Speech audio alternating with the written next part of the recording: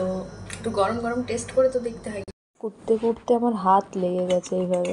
তো এখানে গাজর কোরা রেডি হয়ে গেছে। এখানে চলে এসেছি সব ইনগ্রিডিয়েন্টস নিয়ে। এখানে আমি ভিডিওটা করছি একটু, কারণ নাহলে আমাকে দেখা যাচ্ছে না। আর এখানে নিয়েছি এক চুটকি নুন, দেখতেই অ্যাড করবো।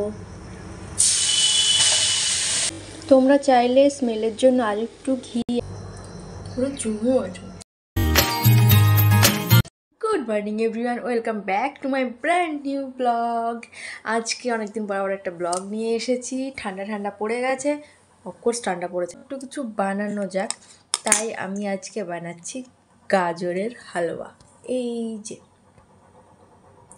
এইটা হচ্ছে গাজরের হালুয়া বানানোর সব থেকে কঠিন পার্ট। হাতটা আমার লেগে গেছে এখানে গাজর কুড়তে কুড়তে। মানে ওই সেদ্ধ করে করলেও হয়, কিন্তু এইভাবে কুড়ে ঘিয়ে ভেজে করলে বেশ টেস্টিটা বেশি হয়। তো একটু পনিরও আনিয়েছি, কাঁচাগোল্লা আর আনাইনি। তো আজকে করব গাজরের হালুয়া। তোই ভাবলাম যে তোমাদের সাথে একটু শেয়ার করি। তোমরা কে কে গাজরের হালুয়া এই শীতে বানিয়ে ফেলেছো আমাকে কমেন্টে জানিও। আর কে কে খেতে পছন্দ করো সেটাও জানিও। তো চলো এই কোড়াটা শেষ করি, তারপরে যাব মেন পর্বে। করতে করতে আমার হাত লেগে গেছে এইভাবে। এক হাত দিয়ে ক্যামেরা ধরে আছি তাই করা যাচ্ছে না। তো ঠিক আছে, আগে কোড়াটা শেষ করি। তো এখানে গাজর কোড়া রেডি হয়ে গেছে, একটা রেখে দিয়েছি, অনেকটাই হয়ে গেছে বলে। এই যে এখানে চলে এসেছি সব ইনগ্রিডিয়েন্টস নিয়ে। এখানে চিনির ডাব্বা নিয়ে নিয়েছি, এখানে নিয়েছি ঘিয়ের ডাব্বা, এখানে আছে ক্রাশ করা গাজর মানে ক্যারেট, আর এগুলোই হচ্ছে ইনগ্রিডিয়েন্টস। এখানে আছে কাজু ড্রাই ফ্রুটসে, এখানে আছে কিশমিশ, আর এখানে নিয়েছি এক চুটকি নুন, দেখতেই পাচ্ছ একদম একটুখানি। আর এখানে আছে গোলমরিচের গুঁড়ো, সরি এলাচের গুঁড়ো, গোলমরিচের নয়, এলাচের গুঁড়ো এখানে নিয়েছি আমি। এলাচটাকে ভালো করে ক্র্যাশ করে এখানে গুঁড়ো বানিয়ে নিয়েছি।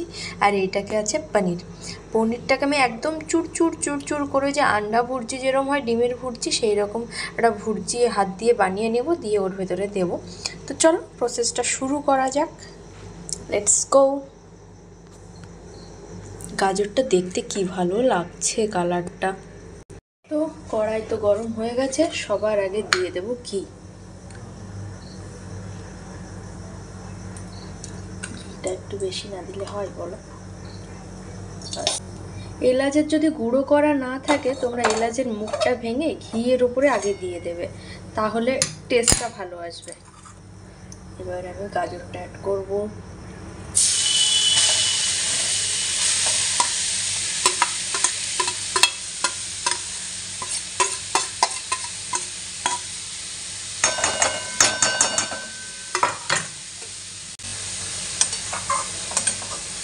এটাকে একটু ভালোভাবে ফ্রাই করি।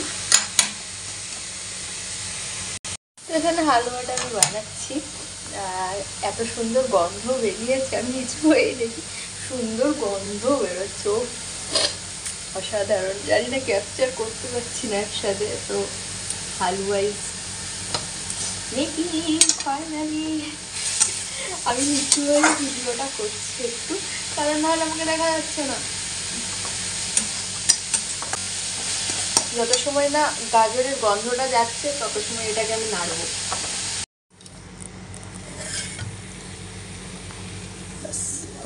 এর ভেতরে এবার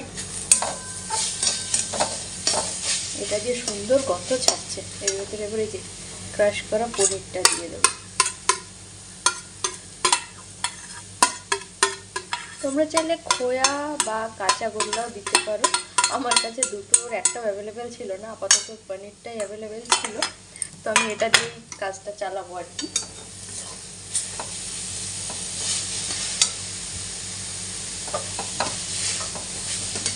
এটাও ভালোভাবে এর সাথে মেশাবো। এই যে সামান্য লবণটা রেখেছি, এটাকে এবার দেবো। আর দেবো একটুখানি এলাচের পাউডার।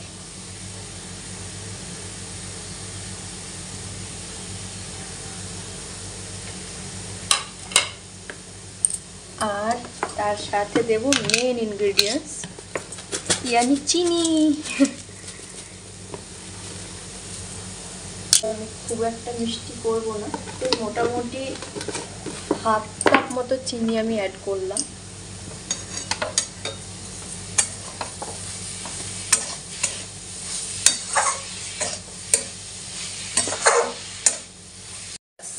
এদিকে মোটামুটি রেডি হয়ে গেছে।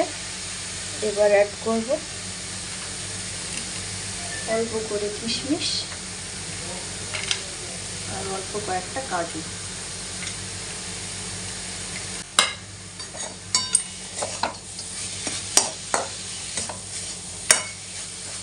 দুধের যা সর পড়েছে, বাপরে।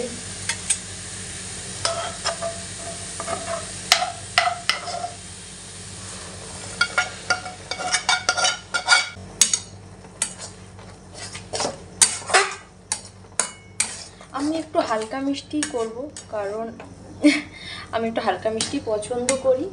ব্যাস অলমোস্ট রেডি হয়ে গেছে। এবার এখানে বাকি ড্রাই ফ্রুটসগুলো অ্যাড করে দেব, আর একটুখানি এলাচের পাউডার দিয়ে দেব।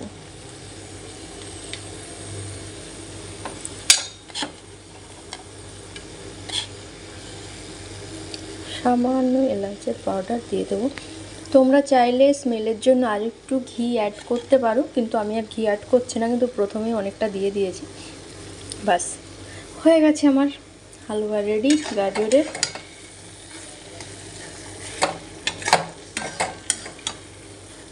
ভালো করে কালারটার গন্ধটা যা হয়েছে না, জাস্ট অসাধারণ। সো গাজরের হালুয়া রেডি হয়ে গেছে।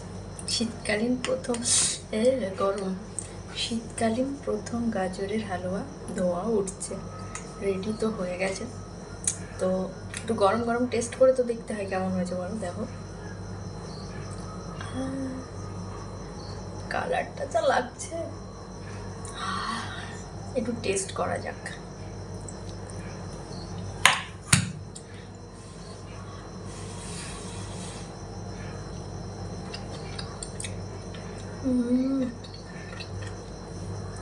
পুরো চুমু আছে।